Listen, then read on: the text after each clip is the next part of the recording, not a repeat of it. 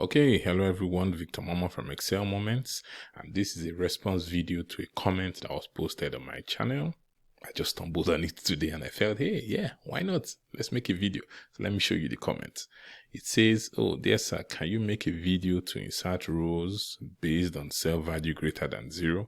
And he wants the formula to update, once the source data changes. Okay, so essentially you have data that looks like this. And then whenever you have a number that is greater than 0, like, hey, 71 here, you insert a row, 98, you insert a row, and so on. Since he wants it to be dynamic, it just makes sense to use an Excel table. So the first thing I'm going to do is to convert this data into a table. So select this guy and do Control T. All right. So, okay. And then we'll rename this. Maybe we'll just call this sales. Right. Okay. So that's that. Now, the heart of this trick is really just the expand function. I did a previous video, which I feel is more complicated. I mean, the example I showed there, this one is a simple one, but the idea here is the same, right? If you use the expand function, some people can use the VStack. You say expand this, and it says expand this to how many rows? I can say to 2 rows, right? Columns, I skip that and pad width, meaning that for the other rows that you're going to expand to, what value do you want to have there? I say nothing, basically. Okay, so you can see that instead of just giving us minus 27, it gives us minus 27 and a blank. If you are here, you would think it's just minus 27, but when you go in, you can see that it's actually 2 rows. You could change the 2, for example, to 4, and you can see that it expands that way. So that's what it is. So what we're going to do in our formula is we're going to iterate through the rows here. Whenever we encounter a value that is greater than 0, for example, like 71, we would use this expand trick to create that illusion. Then whenever it's not greater than 0, we will just leave it as is. Okay, so it's more like take each value, do that calculation, stack it with the other one. Do the next one, stack it with what you have accumulated so far. Do the next one, stack it with what you've accumulated so far. I say this just to make the point that it is the reduce function. That's what the reduce function does. Okay, so it helps you, to create whatever you want to call it, that accumulation or aggregation, but then it returns that final value and not the intermediate values like scan function would do. Okay, so I'm going to go in here and I'm going to start with a reduce function, right? For my initial value, I could decide, hey, keep it blank, or I could just use the header here so that amount can show up that way. So I can say, okay, for this, I want to pick, that cell, which is the header there. So that is part of my result. Okay, then in terms of what I'm iterating through, I'm iterating through all the elements in that column. So I can just wait for a downward pointing arrow, select that. So now you can see that I'm iterating through the amount column in the sales table. Okay, so that's what that is. So now let's go into the calculation bit. So I'm going to do lambda, and I'm going to have an accumulator, which is what stores all the values I've aggregated so far. And then I have, an iterator, which I call B. So B is going to be going from row to row or element to element. So B will start up with the value of minus 27. We'll do some calculation with it. It will store that result, inside the accumulator. Then it will go to the next one of minus 41. We'll do a calculation. It will store that as well and keep going. Okay, so now what we want to do at the end of everything is to do a VStack. We'll VStack the accumulator with whatever the calculation results in. Okay, so the accumulator is what we've aggregated so far, and then we do that with the calculation. So what's the calculation? We want to check, which is basically an if. We want to check if B, which is the value that is going from cell to cell or row to row, if B is greater than 0. If B is greater than 0, then we'll do our expand trick basically. So we'll say expand B, to 2 rows. Okay, so that's just what it is. It's simple. If the value in that cell is greater than 0, expand it, which is add that, imaginary blank row. Otherwise, just leave it as is. Okay, so that's that. So now that closes, the if. Then we can close the VStack, we can close the lambda, we can close the reduce, right? And you can see that everywhere there's a positive number greater than 0, you have that blank, row. Right, you can see that here. So we could add another value here. Maybe let's add 2 values, 25 and minus 12. And let's see what happens to our table here. So if you scroll down, you can see that we have 25 there. And we also have, the minus 12. And the 25, of course, comes with a blank cell because, that's what the formula is supposed to do. Okay, so that's how, that works. So this is straightforward and simple. And then I thought to myself, I was like, okay, fine. If we've done this with, just a single, column of data, can we do this when it's now like multiple columns and we want to insert, in this case, not really like a blank cell, but like a blank row, right? Because you have multiple columns. Okay, so I have another example for.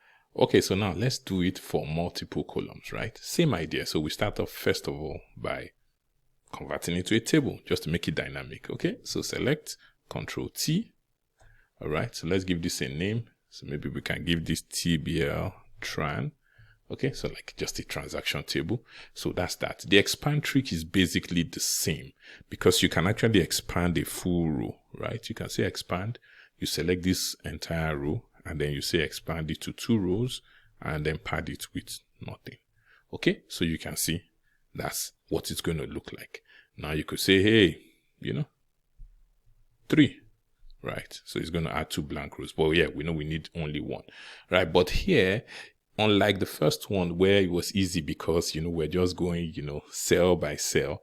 In this case, you actually need to get like, a full row, right? And you need to know, okay, what row am I on? So you could use something like, choose rows, or you could use your good old index. So you could say choose rows from this entire thing. And let me say I choose row 2. So what does that mean? It means that's the row that has this minus 150. It should give us the full thing.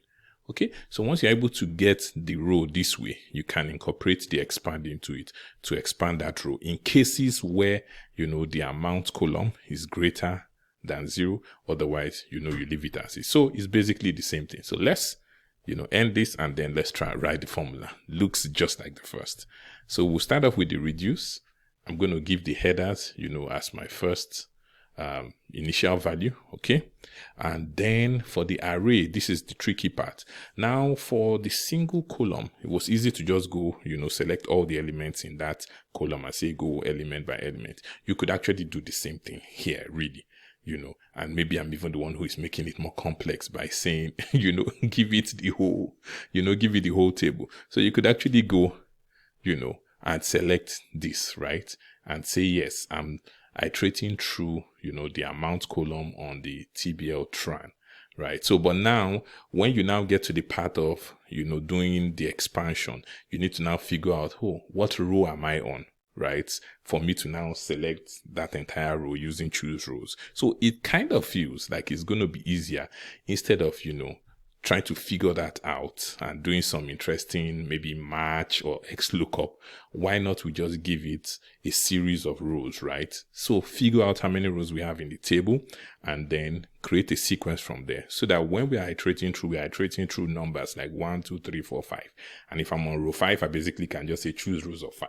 If I'm on row 7, choose rows of 7. So what I would do instead is to come here and then say, hey, rows of, I can give you the whole table, right? Okay, so how many rows do I have in the table? So if you kind of hover over this, you see that we have 15. Then I'll create a sequence. Okay, so my sequence will basically go from 1 to 15. So I have 1, 2, 3, 4, 5, 6, 7, right? So you have all of them, 1 to 15. So I'm iterating through 1, 2, 3, 4, 5, 6, 2, as many rows as I have. Okay, so now let's go back and then we do the lambda, same thing, accumulator, iterator. Okay, we'll come back to the VStack, accumulator, same thing. So now this is the interesting part. So what we now need to check now is that we need to check and say, hey, if the value in that amount column, right, if it's greater than 0, then do the expand. If not, don't do it. So we can do if. We now need to figure out, okay, yes, what's the value in that amount column that corresponds to row B? So of course, the first value is 1. So it's more like you can do a choose rows here, and pick 1 for this particular column. It should give us 2,500. So I could do something like this. And I could use index as well, just, so I could say choose rows. I select only that column. And then I say, let me say 1, for example. I know I'm going to use B, but I want to show you guys. Okay, so you can see if you do 1, you can get 2005.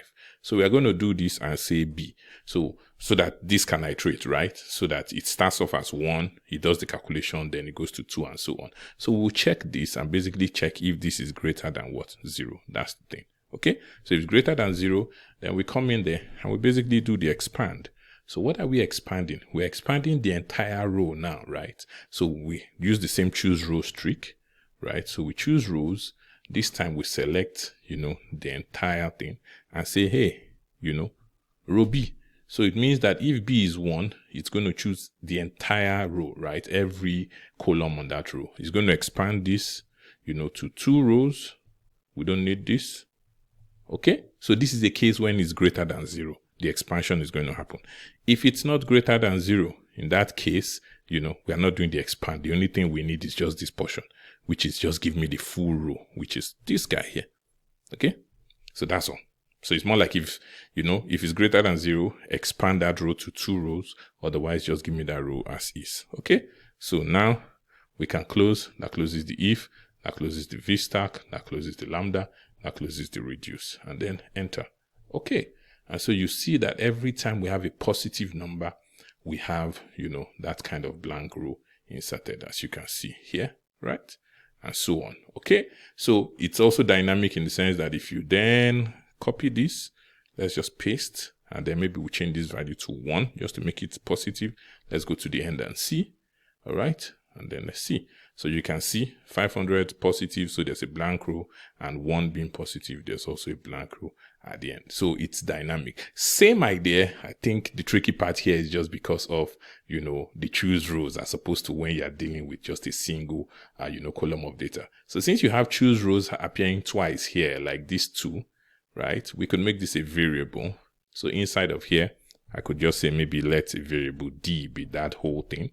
So instead of doing choose rows this way, I could say make that D.